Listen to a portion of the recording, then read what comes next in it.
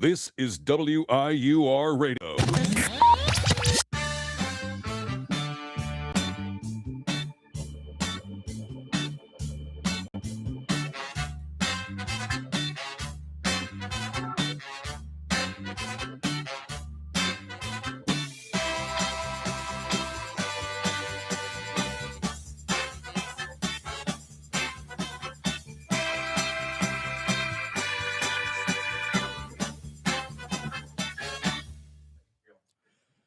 What's going on, Gales? Welcome back to Harry Highlights. I'm your host, Harry Fisher, and for the next 30 minutes, we will be bringing you coverage about a weekend sports recap around sports going around Iona, New York, and the nation.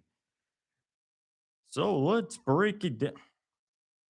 Let's breaking down. So for the past week, starting right here in New Rochelle with your Iona Gales, and then zooming out to the biggest stories nationally and globally, we've got a packed show tonight covering everything from Iona University, athletics to hockey, the NFL, baseball, and some final comments about the RBC Heritage Classic that ended in a thrilling playoff by Scotty Scheffler and Matthew Fitzpatrick. So let's get it off. Let's start it off, shall we? So we got to talk about baseball first, obviously. So baseball swept St. Peter's this weekend. So in game one, Iona won 16-7. So the game ended with a dramatic walk-off win in the ninth inning. Or excuse me, on my part.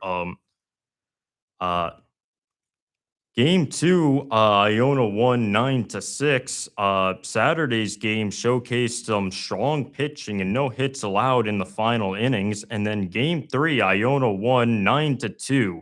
Um, so some top offensive performers looking at the stat line right now. Damian Rodriguez started off the game with a hit and a steal. He set the stage for a massive offensive game. Stevenson came in game two and had a three-run double. And once again, it was Andre Lee Payamps for the Iona Gales, who had a strong pitching performance. He led his team to a 9-2 victory. So again, Andre Elise Payamps, that's the name for this Iona Gales squad, and he seems to be their ace. And I remember calling that game against Maris where he had a pitching duel against Will Taylor.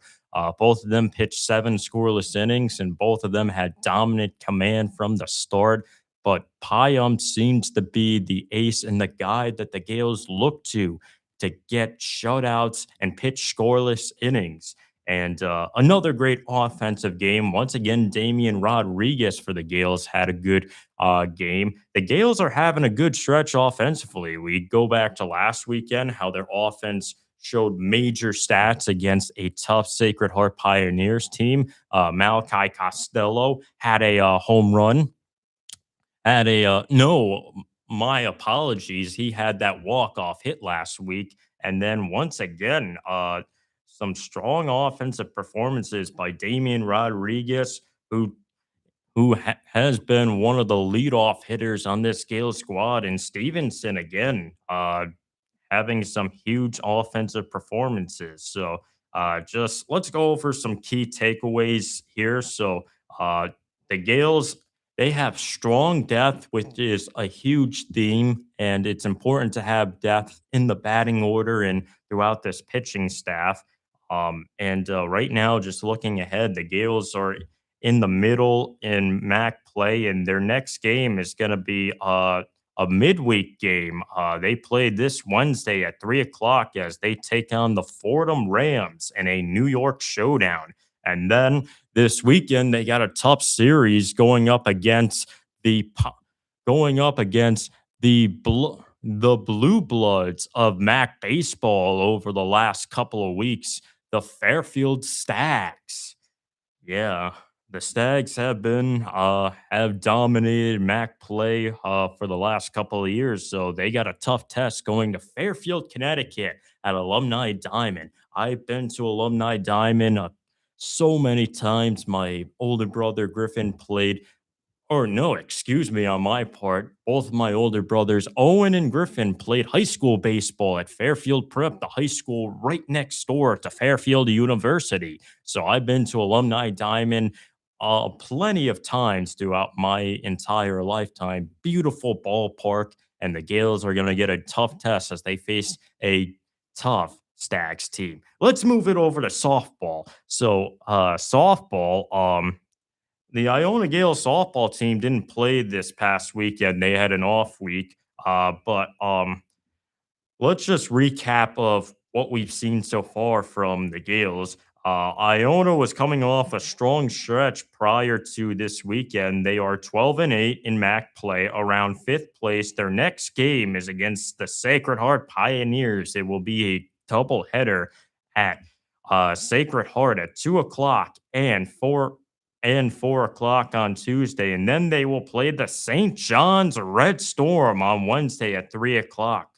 Uh, Overall, a great stretch for the Iona Gales as they're looking really good too. I mean, 12-8 in MAC play, that's a really good record, and they are playing baseball at the right time as we get closer to May. And the college baseball and college softball tournaments are right around the corner, so keep that in mind. So let's move it over to the Iona men's lacrosse team. The Iona Gales men's lacrosse team played at home this weekend on Saturday, April 18th against Quinnipiac. That game was on SNY, a huge game for the Iona men's lacrosse, getting featured on SNY Sports New York against the Quinnipiac Bobcats. The Gales did go on to lose that game, but they showed tremendous fight.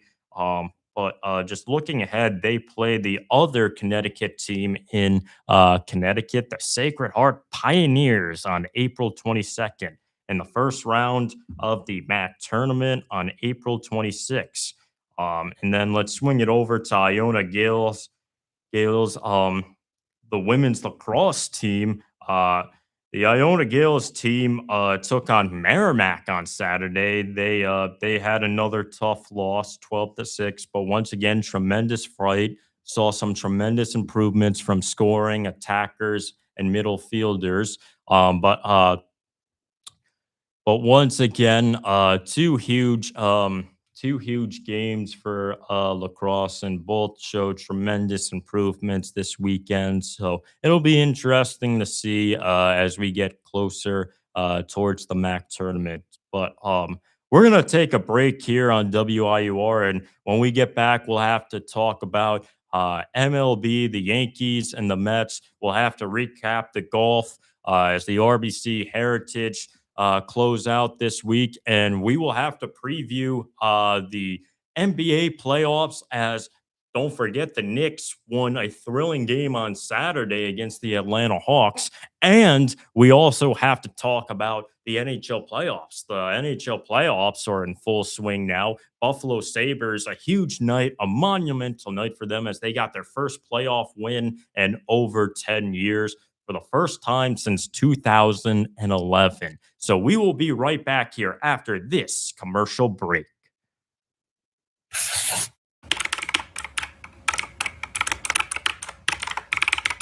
This is WIUR Radio. Hi, I'm Morgan Beastie from the Ionian, and I hope you're enjoying today's show. Are you looking for the latest scoop on campus news, sports, and more? Check out the Ionian, Iona University's very own award-winning student newspaper. We keep you up to date with everything happening on and off campus. Want to know about the big game, the latest campus event? It's all in the Ionian. Join the conversation. Read, write, and get involved. Visit www.theionian.org or pick up a copy around campus. Stay informed, stay connected. Now, back to WIUR, Iona University Radio.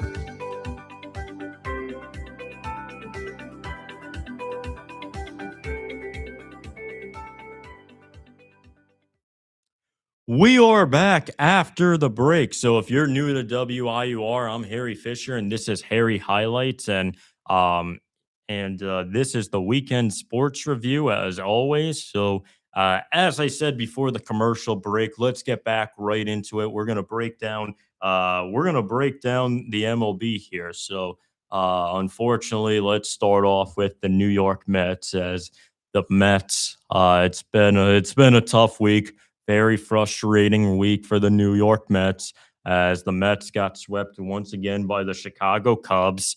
They now are on an 11 game losing streak and now going into this week as they go up against the Minnesota Twins, who's been one of the best teams in the AL Central, excuse me, for the last couple of years. So just let's talk about where the Mets are right now. So offensively, they've struggled to produce runs. They've struggled to get guys on base. We know Lindor has had a rough start, and when we see Francisco Lindor right now, he's really in a funk, in terms of his hitting and his and in terms with his hitting and with his defense, but you know, it's the first 20 games of the season, so I still have tremendous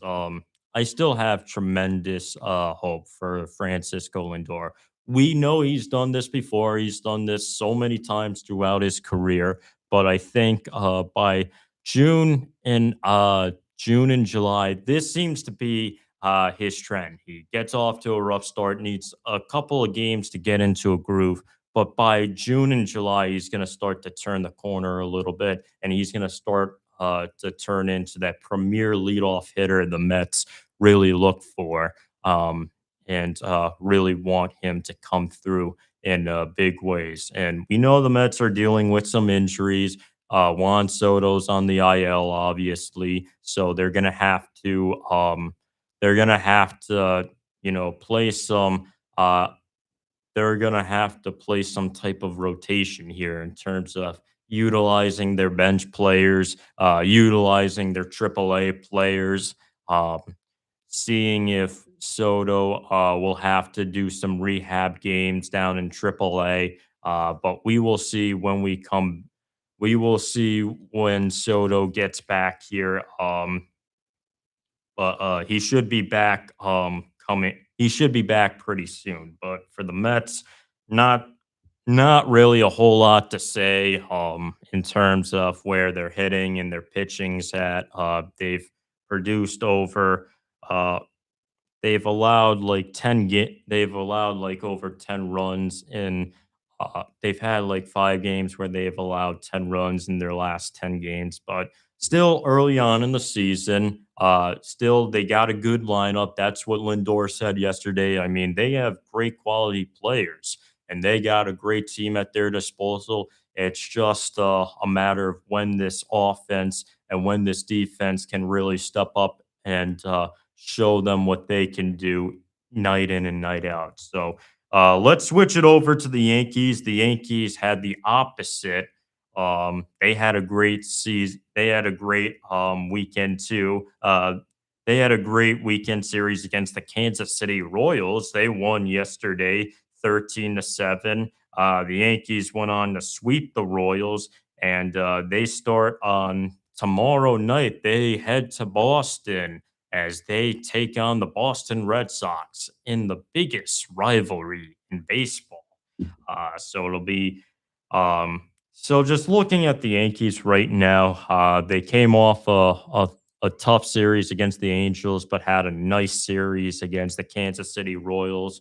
Some great things about Judge, some great things about their hitting in terms with Aaron Judge as he's on a hot streak right now in terms of seeing the ball and getting his home run total into the tens, into double digits, and in terms with pitching, Cam Schwitler had another dominant performance, and he looks really good right now. And just again, some positive things from Trent Grisham, Josh Chisholm, and some other quality players. Also, Cody Bellinger has showed some good signs. So the Yankees, they have a lot of positives after this series. And I think right now, going up against the Boston Red Sox, the Yankees look like they're the more experienced team and they're the better team physically and I just look at the Red Sox.